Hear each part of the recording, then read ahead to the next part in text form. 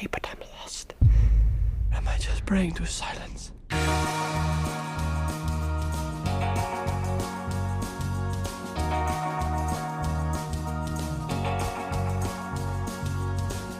Hey everyone, welcome back to the Underrated Podcast. This is a podcast where we delve into underrated, underappreciated, and under-the-radar movies. We are your three hosts. I am Derek McDuff, and I am joined by Ariel Ortiz. Hey. And Alan Torres. Hey, what's up, everybody? And together we are the Undercast Company. We are today going to be talking about the 2016 film Silence, directed and written by Martin Scorsese, who worked on the screenplay with Jay Cox. It's based on the 1966 novel by, and I'm probably going to butcher this name, Shūsaku Endō, starring Andrew Garfield, Adam Driver, Liam Neeson, Tonobu Asano, and Ciarán Hinds, following kind of a plot about two monks who traveled to Japan in the 16th century during a era where Christians are... priests. Oh yeah, Jesuit priests. Yes, thank you. Who traveled to Japan in the 16th century. This was my pick. It's a film that, despite getting a lot of critical acclaim, it got an Academy Award nomination for Best Cinematography, deservingly so. It really did poor at the box office. It was a big failure for Scorsese, and part of the reason why he had to go to Netflix for his next film. With about $50 million budget, it only made about $7 million domestically and about another, I think it was 17 internationally. So, really big failure. Wasn't even able to match half of its budget. This is a film that is a big deal for me.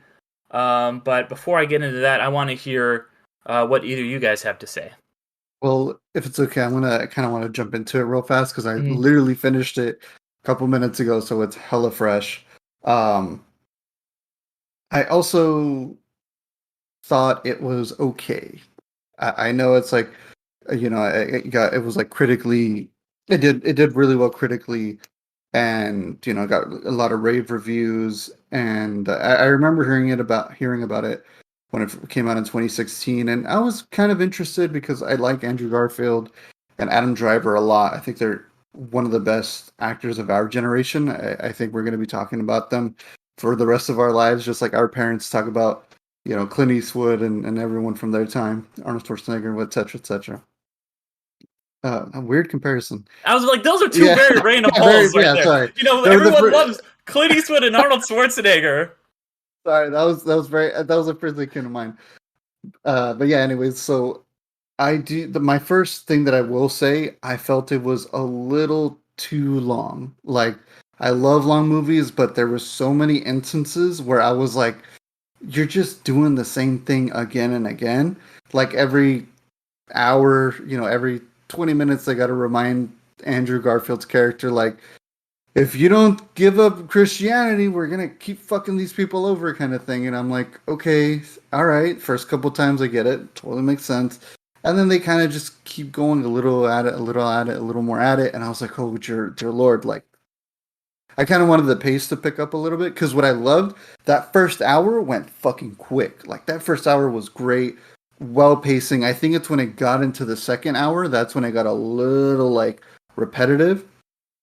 And then it kind of did a little bit of Return of the King epilogue where it kind of took its time to get to the ending. I felt like the big event was, him finally apostatizing. Mm-hmm.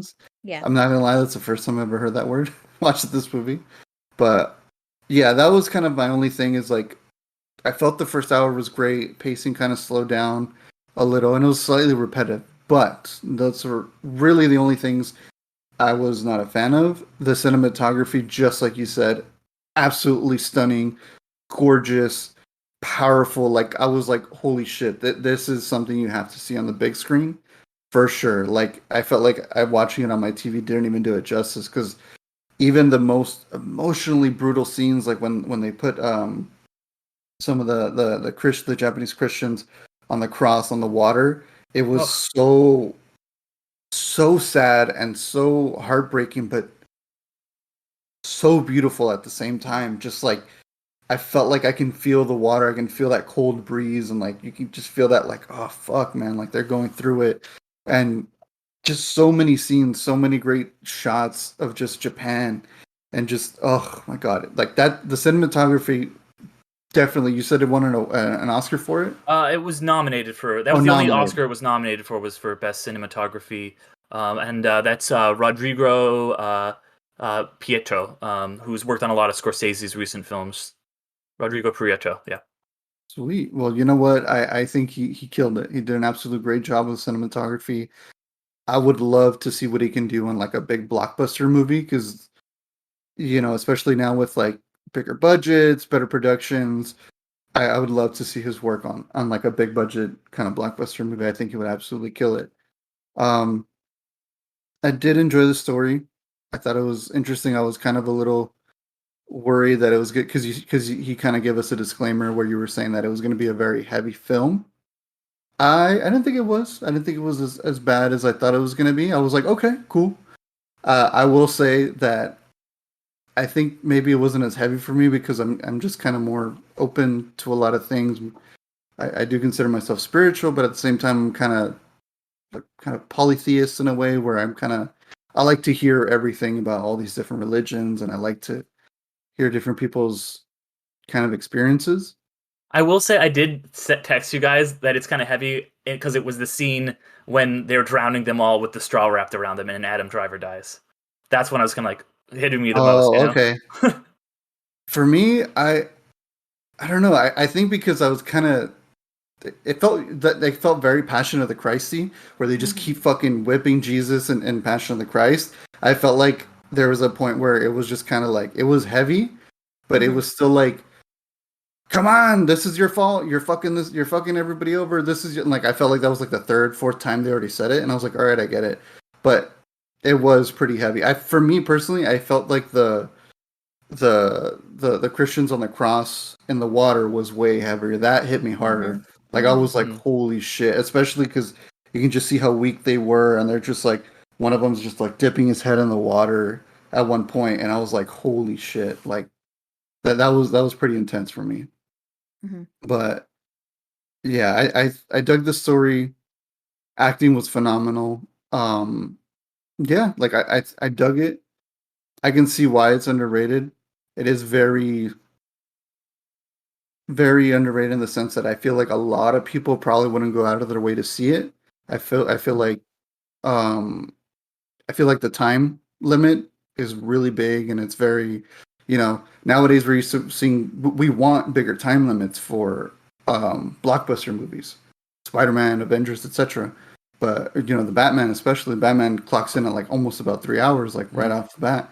But I feel like a lot of people need like that kind of constant stimulation or they need something to keep going. And I feel like with this movie, it's a little.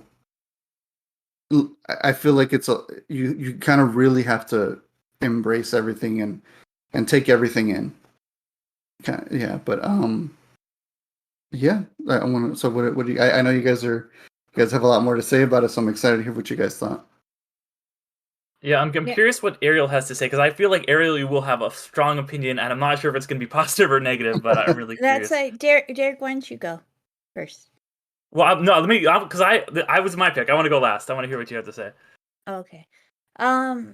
I mean definitely the story I enjoyed it. I mean I think for me I didn't feel too much heaviness because I think it's just a constant heaviness that I feel usually. I mean being the full the practicing Catholic here. Um I don't know, like I guess like just with present day and everything that I have like a disillusionment of suffering caused by faith and stuff like that. So this was very much like a telling of that. And it was, it is a hard story. I mean, but it's very much something that's laid down in truth and in reality and continues to be laid out in reality, unfortunately. With persecution of people just trying to practice a faith and not really condemning anybody else's faith. faith in that matter, just kind of trying to like just live their lives of their own faith, and just whoever wants to hear the word, and accept Christ in their lives, like, they're welcome to do so, and just, to educate. And I think that that's something that, like, that both I think, even though, of course, like, the Japanese imperialists, like, were very much like not listening to reason and anything like that, and not allowing like freedom to their people and to the priests themselves to pass their word. There's also failings of Andrew Garfield's character as well, which is, like, I mean, in my opinion, like, showing the double-edged sword of, like, every religion in the world not isn't like has their faults and stuff like that, but as long as, like, at least for the Catholic faith, like, and it's something that came within Vatican II, and tried to make a little bit more clear of the main teaching and thing that we as Catholics need to carry is the idea of the main true commandment and message of Jesus Christ, of like, loving thy neighbor. And that's something that was both kind of like not understood fully to both Andrew Garfield's character and the Japanese imperialist and the Inquisitor. And yeah, it wasn't like I said, I think it's just very much I'm disillusioned to the suffering that people of faith kind of have dealt with and continue to deal with, unfortunately, with things in, like, the Holy Land and stuff like that right now. And yeah, but definitely the most powerful scene was the three people on the cross, and just very much showing, like, of a true faith, and that, like, definitely they were martyrs and would be, just showing true faith. And I think that's what this whole story of Andrew Garfield's kind of like was trying to teach him, of the showing of true faith, and the varying, like, levels of and the questioning of what faith is, and that faith truly does, like he says in the end, faith truly does exist in the silence, and that we as Catholics, or any kind of faith, we shouldn't have an expectation to be responded by to God, or any kind of deity, but we should trust and understand that as long as we're putting good out there in a way, or being good, or doing good, being charitable, or anything like that, that we will be blessed in some way. And it's a very hard thing, and it was very sad to see at the end how they essentially, like, stripped um their faith away from them, and like, even though saying, like, oh, like, you're gonna be an example, and, like, essentially, like, yeah, they turned them into traitors. And I think that's where the importance of I don't know, was it Kenichiko, I think that's his name, the one that I always kept coming back Oh, for think it was Kuchijiro. Kuchiji, yeah, something like that. Kuchijiro. um Mhm. he definitely, actually, if I don't know if you guys caught that, but I think it was intentional to, like, kind of use him as a Peter figure. Like, he in the story denied Christ essentially 3 times. mhm. He did it when his family was persecuted. He denied Christ. Then he did it in the town, and he denied Christ, and then finally in the prison he denied Christ.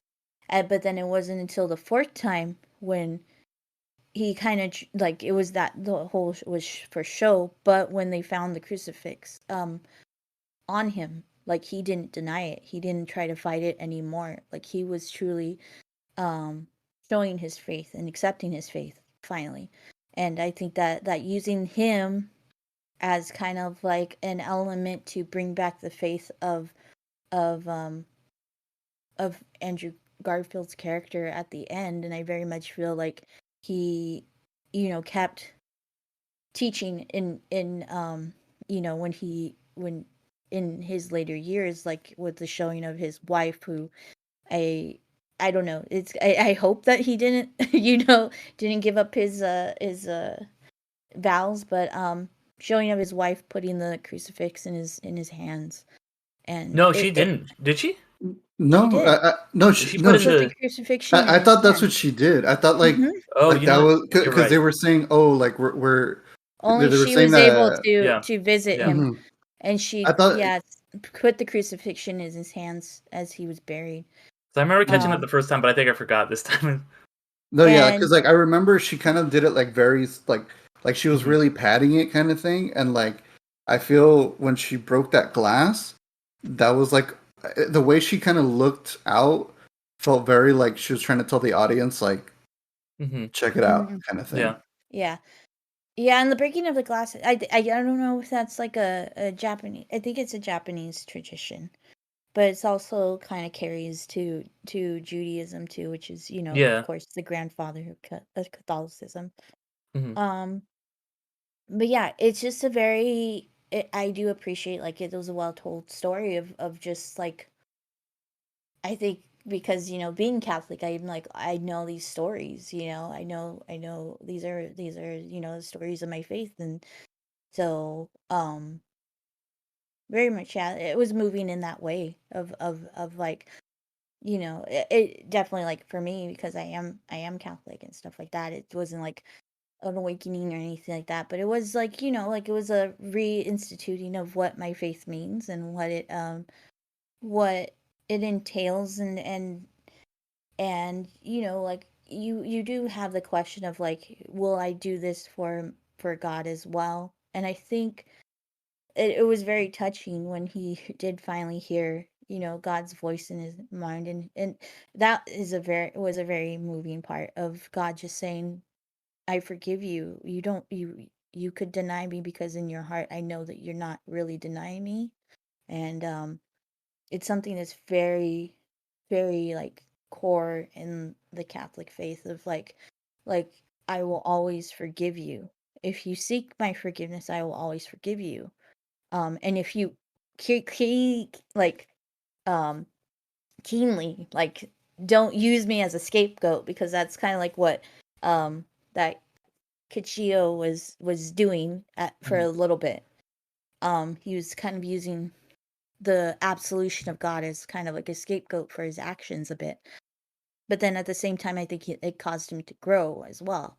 And it finally did click. And that's something that's definitely, I am very well aware of in my own current life, of people, using that Mhm. as a reason to justify, and then also trying and hoping that those people finally does click. And I did feel very much akin to Andrew Garfield's in that way, because, like, personally, I've had to forgive people even though that they've done so much harm to me, and just keep on forgiving and keeping on forgiving them. And then you do ask, like, what is the point? When is the point that they don't deserve it anymore? And you just do it and hope that eventually they will be worthy, or not, or like deserving of that forgiveness, and it will actually change them. And I think that I found that was a very powerful message. Yeah. So yeah. I mean, that was really I really wanted to hear like all of your thoughts on it, especially Ariel, before I really delved into Mm. it with you, being a as you say, like a devoted Catholic. And Martin Scorsese is obviously was raised Catholic, is a very devoted Catholic. A lot of his films had deeply religious themes, other than his movies being crime stories. That's the second most thing that he's known for. Obviously, you have Passion of the Christ, and you have Kundun being the other really big religious one. That one being more about the Dalai Lama. But it's a theme that even in his crime films runs very deep. He's this kind of like Irish Catholic, and he is someone who has, and I think as much as I like his crime movies like The Departed and all of those, I think his movies about religion and spirituality and struggling with that are so much more interesting and personal. And I like this one especially because I think that, and I'm probably going to get a little more personal than I usually get on the podcast because I don't really talk about religion at all in my life, or very rarely. Certainly not on the podcast, but I am someone who, as I kind of alluded to a little bit in maybe like the Prometheus episode, has really had trials of faith my entire life, going back to when I was a kid, where I have kind of not really been sure of what I believe and what I don't want to believe, and if whether I consider myself a Christian or whether I consider myself an agnostic, and how I should describe myself to people when they ask me, and if I need to label myself, and the question of hearing that silence and stuff like that. And when I don't really pray anymore, and it was something I did a lot when I was a kid. And it's why I like Dogma is one of my favorite Kevin Smith film. I love Yeah, I love Dogma. all Yep. all of these films that kind of and that's obviously a very, very different movie, but about the same. It's a subject Absolutely matter. different. Hey, Yeah. let me tell you real fast. So silence, powerful, moving. Dogma, fucking shit monster. Right there. Anyway, sorry to interrupt you. My bad. No, but yeah, like this movie, it really, ironically, spoke to me through all of that. And a lot of the stuff you guys were both saying, I totally agree with. Alan, I think that for me, the length of the movie works because he does kind of, and it's kind of repetitive. It worked because he is kind of struggling through this, and he has to kind of go over these trials and trials and trials again. And Ariel, all the stuff you brought up about martyrdom, I think this film really questions kind of the notion of martyrdom, because he and a lot of the people in this kind of see that as the aspiration is to kind of be a martyr in the end. And that's what, the That's Japanese... kind of like the Catholic way is. It's like you want to serve God. Martyrs are considered like we have prayers that. Oh yeah, I know. like knowledge and stuff I like was, that, I so, would, yeah, being raised in the church and stuff like that. I know all that. And this film kind of, is saying, it has that speech with Liam Neeson at the end where he's saying, like, are you, how, like, don't compare yourself to Christ and stuff like that. And it's, the real sacrifice is not like being the martyr and doing what you think you need to do to like achieve this goal that will, that you're taught is the ultimate thing to do. The real sacrifice is forsaking this to save people and to help these other Christians out and to save their lives, because that's real sacrifice. If you're a martyr, you will go down in history as like, this is a great person. But he gives all of that up. He gives all of this personal glory up to actually do the right thing and to like save these people, while he never loses personal faith. Like, I think Liam Neeson, it's kind of implied that he does a little bit, maybe not truly, but in some form. Whereas Andrew Garfield kind of seemingly keeps the faith and kind of has this facade because he knows that in the end that's going to be what helps other people the most. It's a really deep personal sacrifice that is not the sacrifice that he is taught to make. It's a completely selfless one. And I think that is really interesting, and that's part of the reason I think that a lot of this movie didn't really do well, because religious movies, unless they are kind of geared more towards a more conservative audience, something like A Passion of the Christ or something like that, don't tend to do very well. And Martin Scorsese's religious movies have come under a lot of attack, especially like Passion of the Christ has come under a lot of heat from like religious Mel Gibson organizations. did Yeah, that was Passion of Mel the Christ, Gibson. Oh, sorry, not Passion of the Last Temptation of the Christ. Oh, which sorry. is not. I don't like. Yeah. I've never But seen it. but yeah, Real fast, sorry, yeah. but real fast. So what is like the big difference between Silence and like the Last Temptation of Christ? Like, is it Last Temptation of Christ takes a lot of liberties, more so than Silence does. I'll Oh. just say that. And yeah, and then It and takes the notion of Jesus Christ being man to the fullest extent. I will say, like, they imply that he has a affair with Mary Magdalene and all that, famously. It does have William Dafoe, which is like a cool thing, but still, um, very much like it very much misses the point of I mean, we could. God. I mean, we don't need to like But debate that. yeah, Hmm. I don't. Oh, yeah, okay. Yeah, I just But wanted like to know as real fast, yeah, like the basic. Yeah. and then as yeah. far as like last Passion of the Christ, Mel Gibson's version, that is just kind of like a movie for people who just kind of want to see just like Jesus suffered for us, and that's all it was. And it's very popular with a certain sect of religious people, I will say. That Mhm. that's a whole other thing. I Mel did. Gibson. Yeah, I won't get into that, but okay. Yeah, like Mel. Well, I'll just say Mel Gibson is a Mel very Gibson is, but it is a very controversial figure. He's welcome. a very conservative person, and a lot of Yeah, conservative people do tend to like that movie. But yeah, I don't know. I just one other thing too I wanted to touch on is the interesting the fact that Garfield, and by the way, I want to say also Garfield is incredible in this movie. Like you guys both said, the acting is great. I think this might be Garfield's best performance, and that's not to lock his other performances because he's always great, even when he's not in a great movie. But this is so good for me that he should have gotten nominated for this. Like he's so incredible. But the stuff that he says about he's looking at these Christians and he's saying, oh, they kind of are venerating the wrong things. He's like, I'm worried that they're seeing these items and they're putting too much faith in the items and not in the actual divine, when he himself is doing that. When he is when he sees quote unquote the face of God, he's not seeing like a God, like he's not seeing Jesus, he's seeing a painting of Jesus, or when he's putting so much into not stepping on a depiction of God, and all that carries, but he's like saying, oh, if I step on this depiction, and he is still putting that the thing he's criticizing these other people for, he's doing himself, and him and the other priests who come, they come to teach, but not to learn anything. That's something that comes up a couple times in the movie. Mhm. Like they say, he doesn't even learn the language really. None of them do. None of the priests who come do until much later. They're here to like teach everybody, but they won't want to learn. And while the Imperial Japanese reaction to that is obviously terrible, they are kind of reacting to, you're just here to impose your values and your morals and not take anything away from us. So I don't know. It's a very, very, what would you say, Ariel?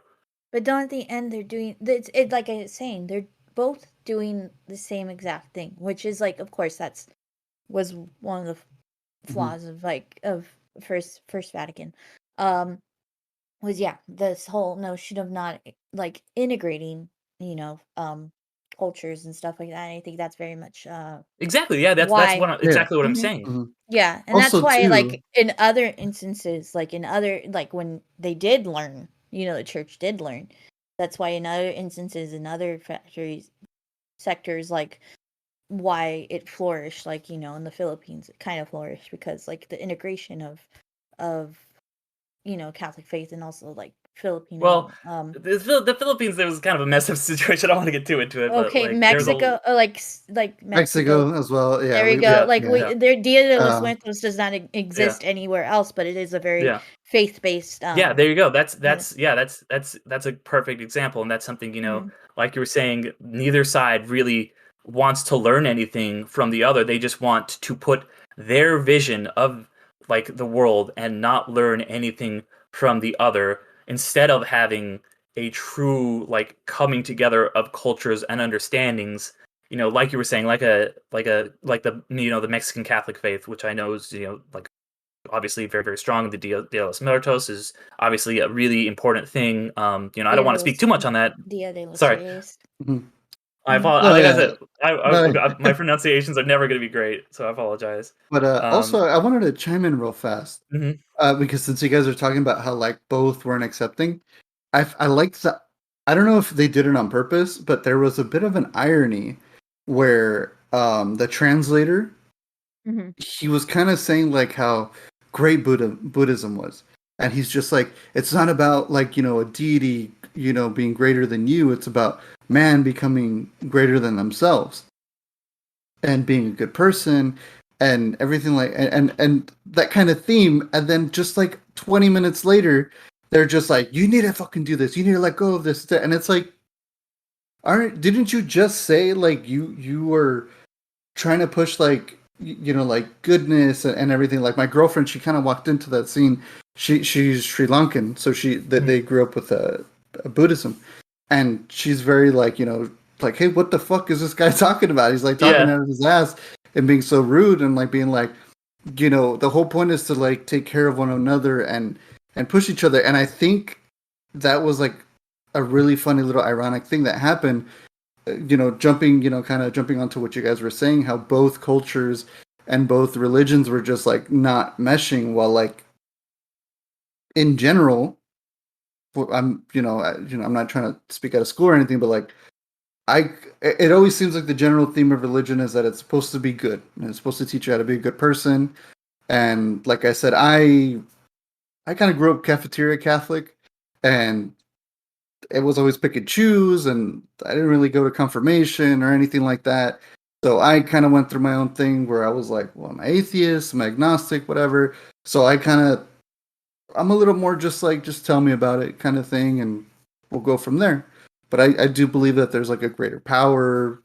I feel like the universe revolves around something ultimately. Yeah, But I'm from on the what same page, to be honest. yeah, and like what I've kind of realized, I'm like, religion is supposed to be like, being kind to each other. It seems like they all have the same prerequisites. Be a good person. Mhm. Don't be shitty to somebody else. Don't kill people. Don't steal.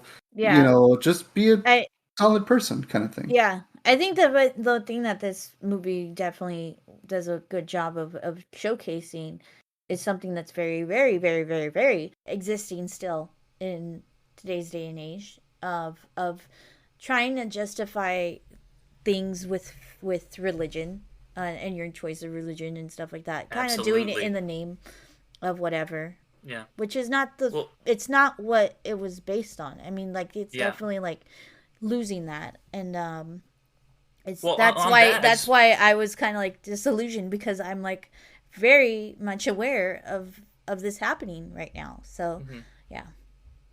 Yeah, and on that, like you guys were both saying, with the people kind of claiming religion, and it's like, okay, do you have people who are preaching the prosperity gospel, which is the most fucked up thing in the world. You have people like Rick Warren saying, "Oh, I don't have to pay taxes and I can be rich and have mansions because if I am rich and I have a lot of money, that means God wants me to have this money and I deserve it and I am rich." And that it's so like the more I look into don't look into the prosperity Bible if you don't want to be fucking depressed, but like all these megachurch people who are just using religion like watch the Righteous Gemstones if you want like a really good look into it. That's a fucking great show and a really good examination of these like horrible mega churches. And like I know this might piss some people off, but fuck Rick Warren, that guy sucks. Fuck all these like mega pastors who are just like preaching like, oh, I deserve to get money, and like not helping people out and just cloaking that in the veil of religion. And this is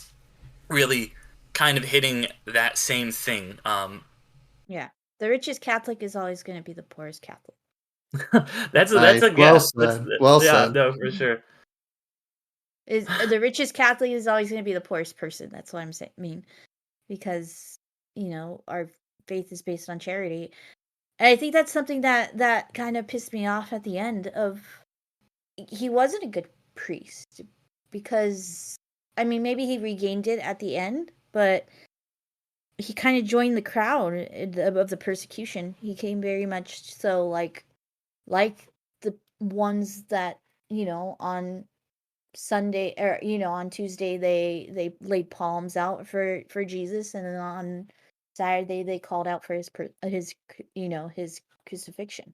Yeah, he was more concerned with being like this ideal of a good Christian, of being a martyr, going and getting his mentor back, preaching the gospel, doing all these things, I these don't ideas, than the think he actual. wanted martyrdom, because he Oh, was he does. He always, talks about it. He talks yeah, about but like he was I want to always go through these trials. I would you know, like, and not just him, but like everybody, like they're like, oh, we're gonna go to paradise, we're gonna be martyrs. Like everybody in this kind of puts up these ideals, and they're more concerned with the ideals than the actual things they should be doing to help each other out. But he does, in the end, give that up, and that's why I think it is really powerful, and why I think faith is I so see. personal and needs to be personal. I see his choice at the end as being somewhat selfish until he starts to possibly preach the gospel again. I think that he had always been selfish, even though he could claim that he wasn't, and he wanted the martyrdom. But every time that he was tried, or had people tried, he tried to tell them that, you know, to renunciate. And for me personally, I think that that was very much a coward's way to go. I think that's selfish because I think he's telling people to do it, which is, I think, the right thing to do, but he's not willing to do it himself. He's telling people, do as I say, not as I do. And I think the moment when but he that was the stops thing. being He was selfish is when telling he. everybody to renunciate, and they went against him, and they didn't do what he wanted. And so for them, they were, I think for me personally, they were strong in their faith. They believed, at least this is coming from my own faith thing, is that they believed so much that they knew that this was going to be like, yes, they shown multiple times that it didn't matter. They had renunciated, right? But they were still getting killed. But it only mattered if he did. And Yeah, that's what I'm saying. I agree. He's he's a coward in that regard, and I think the moment he stops being a coward is when he finally apostatizes. That's when I think he finally puts other people above his own martyrdom and his own ideal of what he thinks he needs to be. So if Catholicism people still continue to practice Catholicism, even though he stopped preaching, which they did, but in secret, and people died. Is it what mattered? What mattered to it? He saved what mattered? he saved the people. That's what mattered to him. But he saved their lives. The people. He saved the people by showing them to give up give up. And I don't see that as being something. I see that his true he regained back I think that he regained it back. I think we just have a different reading on that then. Yeah, that's why I think we're kind of different in faith kind of thing. Yeah. But yeah. I think that's the beauty of the film is that because the more you guys say it, it shows how complex of a character he is, and also shows how different people would look at him. Because like when I was watching it, I was kind of more like, I felt like he was a little selfish at first. Like he's just like, nah, man, I'm gonna keep going on in this route. I felt like there was a scene where I think Jesus speaks to him, and he's like, essentially saying like, it's cool, like I know you believe in me, you have faith in me, but I think he even compares himself to Jesus at one point where he's like, I have to make a sacrifice to like save these people. And I think the Inquisitor says like, thank you for that, because now, your ideals are going to stop. And I don't believe they kept killing people, but they did mention that there was a small island where there was practicing Christians, and essentially he was kind of like a seed. Like he was too powerful of a person. And I think what it was is that he scared the Japanese because they're like, this guy is unrelenting. And like they said that like they're like, there's that one island. He's like, I hope it makes you feel better. They're still practicing. But he's like, but the thing is, we cut out the root. We cut out the main, I don't want to say problem, but like that's how they interpreted it. And he's like, now they will just go and do their own thing, but it'll die over time. So I think in a weird sense, he kind of did win, but he kind of didn't. And I don't know, it's really kind of weird because I felt like the main theme of the story was that he was being silent. And like, isn't it in religion that as long as you believe and you have faith, you're still practicing in a sense? Because I feel like it's really hard to just tell Yeah. somebody, no, like you're done. You can't do that shit Yeah. no more. You're fucking done. And I thought that was the whole point, is that he still had faith in silence. He didn't show it. Yeah.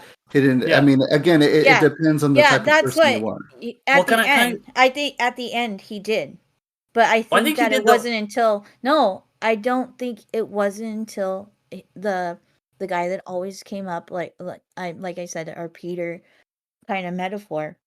It wasn't until he came back and he accepted and did his confession that he did it, because they show it sees Liam Neeson was going to let that Christian artifact go.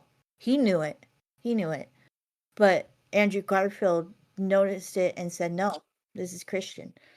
And it wasn't until that guy came back and he's like, "This, what am I doing? Like, this is my faith," that he regained his faith. And I think that that's what it is. And I think I like to think that, especially with his wife seemingly practicing and believing in the faith, that he kind of like regained it and did it secretly, which is like, yeah, that's what kind of he that's I respect that, and I think that that's very beautiful.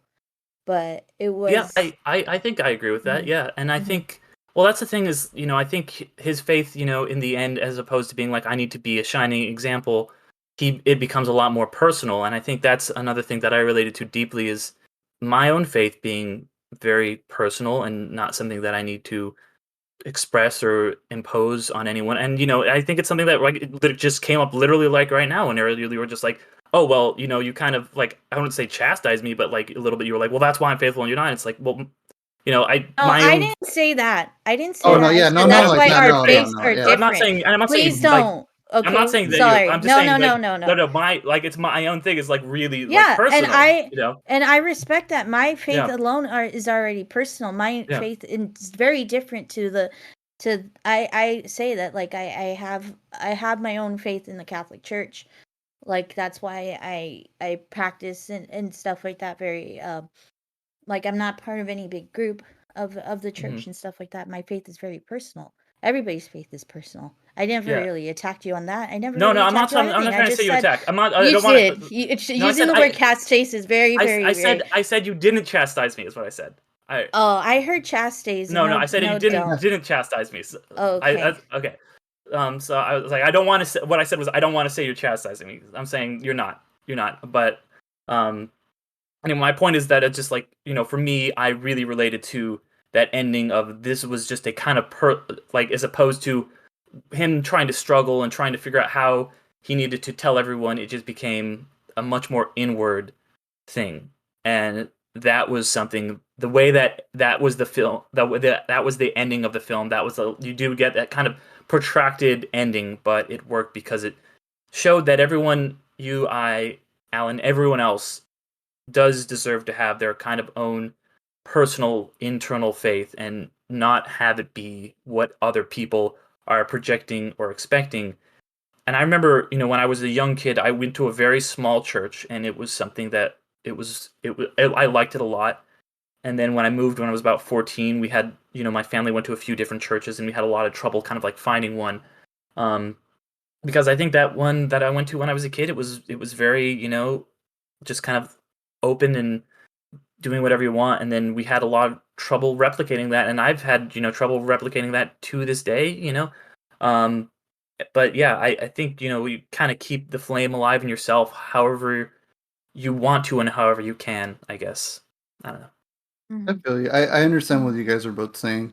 I think that's the beauty about it. I think that's the main beauty of the film, because we all kind of have our different interpretation, especially where you guys had a little bit more of a religion and more kind of faith, and you guys kind of went out and did it more, compared to me, where like fucking by the time I was 12 or 13, my parents were like, you didn't do your confirmation or your confession. Like, I don't know anything about that. Nothing. Like, Well, that's their responsibility if they want. yeah, to, you know? yeah, and they're always making And it seem then- like I was supposed to go out and do it, like, while like our former host Fred, he was very into it. He did all that.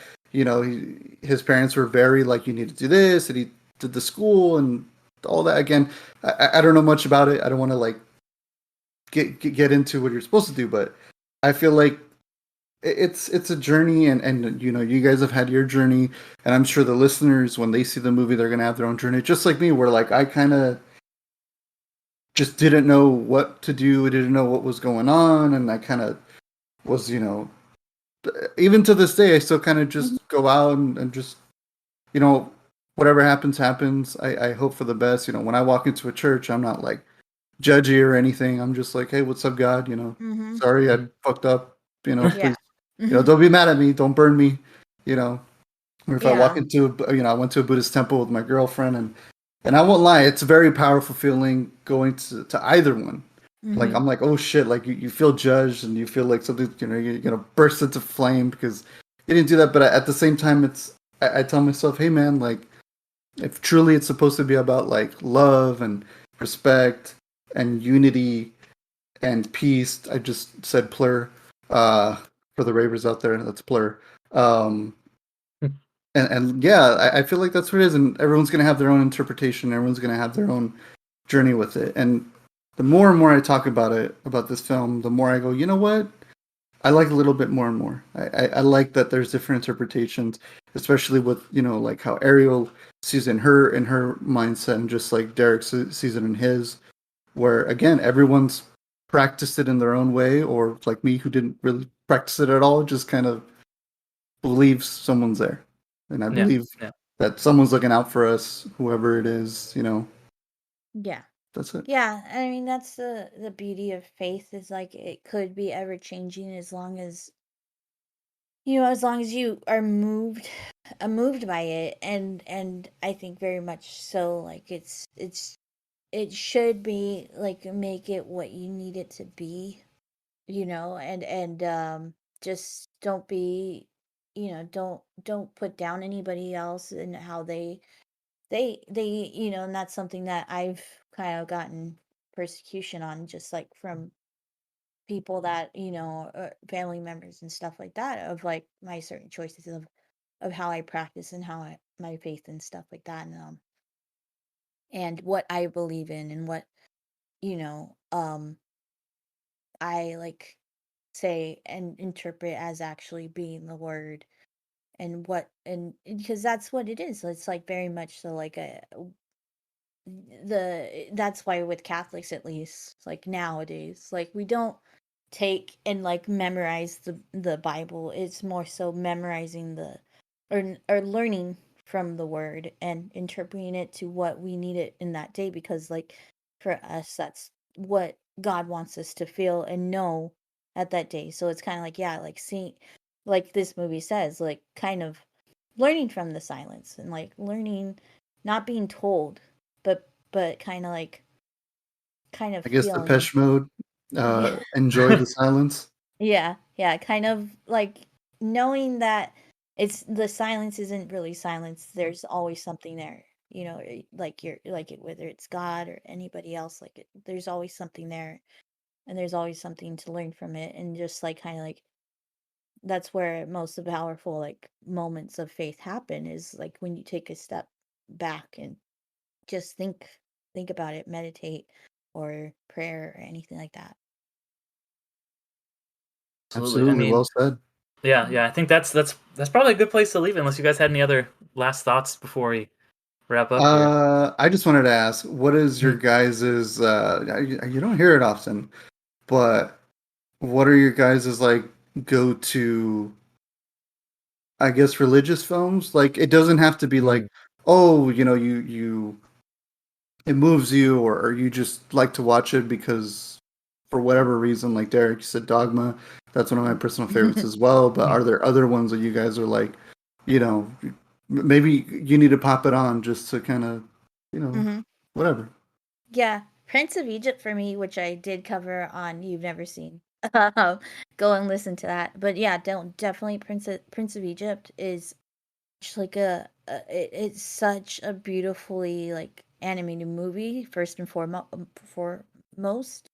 but it's also is so deeply moving, and with the music by Steven Schwartz and all that, just amplifies the message of it, and you know, it just definitely kind of like makes me like cry every time, like at just thinking about it right now at the end, with the final scene and the song changing to like a little kid singing in Hebrew just makes me bawl every time. So and makes it just makes me feel like, you know, the love of God is there, and through any trial, you know, he will always be there for you. Uh-huh. What about For you, me, Dale? yeah, it's I mean, it's no secret to anybody that listens to this podcast, but a lot of the religious themes that Damon Lindelof has touched on, because I do think he really, like, for me, strikes a chord of that, just kind of like being wanting to have faith, but like losing it and then trying to regain it. And so Prometheus, you know, was one of the first episodes that we did, like I alluded to before. I think that the religious themes in that are really spot on. Throughout Lost, obviously, I know it's a TV show, not a movie, but Lost is really incredible with all the religious stuff. I think same with Watchmen, and especially the Leftovers. You know, there's a priest character on the Leftovers, and I think his journey is so interesting and incredible. So if you haven't seen the Leftovers, like go watch that like ASAP. So yeah. Real quick, I won't say mine just yet, but I think all three of us can agree that it's one of the most well fucking done religious shows of all time. Midnight Mass, Oh, Fuck definitely. yes. fucking Oh badass, my god. amazing. My TED talk on that will be coming out to the Patreon. Yeah. Definitely, because I definitely it is the more and more I think about it, the more and more I think it's a masterpiece on what Fucking faith is is, absolutely. Yeah. Yeah. and definitely what faith can cause, and cause extremes, and cause, you know, like misinterpretations, and if you're not careful Totally. and Yeah. aware, could cause you to be fooled. So yeah. Yep. And we're also the Gateway episode season 2, which will be coming up once we hit our Patreon goal. It's already recorded the episode with Eddie Thompson. We're gonna be talking about that. That episode's recorded, editing it now, and then of course also shout out to Ariel and You've Never Seen recently did an episode on Prince of Egypt. So definitely listen to that as well, I will say. But Alan, what's your pick? Well, to paraphrase Michael Keaton, I've seen it 167 times, and it keeps getting funnier every time I see it. The Exorcist. Oh, damn! That's so good! Yes, I love The Exorcist. Yeah, The Ah, Exorcist is hands down my favorite religious film, hands down my favorite horror film of all time. Just it's all top three. One of my favorite films of all time. It's just so powerful. I know I'm joking about it at first, but like I've read the book, and the book and the movie follow are pretty much exactly the same. William Friedkin Friedkin, yeah. or Friedkin. William Peter No, Blatty. Friedkin, you got it. He Oh, directed it Friedkin's the or wrote it. director. Yeah, Friedkin is the Friedkin director. directed it. Mhm. William Peter Blatty, he wrote it. Rest in peace. He wrote both, and just phenomenal job. And what I love about it is that it just balances between both religion and science, and it just respects both of them so fucking well. But I highly recommend anybody after listening to this go read the novel. It's fucking amazing.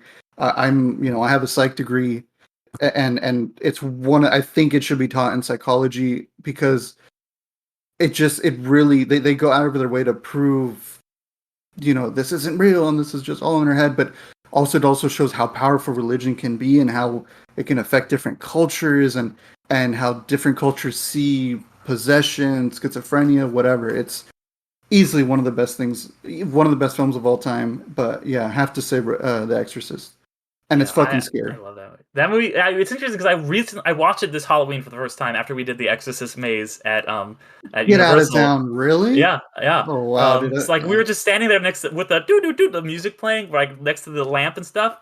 And I thought the movie was gonna be what the movie, like the last 30 minutes were the whole movie. I did not expect this like slow burn family drama. So I was like, whoa, this is cool, this is interesting. And then it went into The Exorcist that I thought it was gonna be at the very end, but it was, not what I was expecting. So I did love The Exorcist too. Yeah, I can do a whole TED talk about The Exorcist as well. We can maybe do a two for episode. Ariel, Midnight Mass, and The Exorcist. But yeah, and yeah, so our shameless plugs. Go ahead, guys. Well, yeah. Well, yeah. Go ahead, Ariel. Sorry, went into No, I was like kind of catching up. My mind was catching up. Yeah. I like we mentioned. I host a podcast called "You've Never Seen?" Exclamation point, where we discuss a film that is part of pop culture cinematic history, and either myself or my guests have never seen it, and so it's our discussion after mine or theirs first time viewing the movie. And then we've also, like I mentioned, we've got Gateway episodes. That is my TV podcast. I'm working on season 2 right now. It's going to be 8 episodes released week to week. Once we hit our Patreon goal of 10 patrons. So once you do that, you can already listen to the first episode of that if you sign up for our Patreon. It's just $1 a month. Then you get also all of our exclusive Patreon episodes by that's the Undercast Film Club is what we call it. Whenever there's a new Marvel thing, we also do a Marvel podcast, my podcast, Infinity Stones and Dragon Bones. And then real fast, I also just wanted to give a shout out to another podcast that shouted us out recently. That's With Nothing to Say. That's another film podcast. So thank you guys. Just wanted to, pay it back. And pay it forward. So yeah. Thank you so much, you guys. Appreciate it. Yeah, I'll see you guys next time. Thanks for being amazing. Take it easy, y'all.